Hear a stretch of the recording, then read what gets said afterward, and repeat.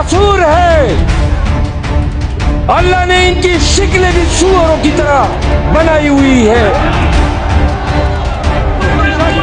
ये रियासत पे कुत्तों की तरह भौंकते हैं और हम वार्न भी करते हैं कि पीटीआई के नौजवानों को कोई भी गुमराह न करे, कोई भी गुमराह न करे।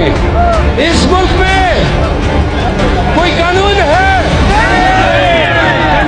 कोई अदालत है, कोई इंसाफ है। इंसाफ के नाम पे खान को काल कोठरी में बंद करना इंसाफ है? तो ऐसे इंसाफ पे लाना। इसका क्या हुआ? और अगर ये निजाम है आपका हुकूमत का तो सुनो, पाकिस्तानी ऐसा निजाम कबूल करने से इनकार करते हैं।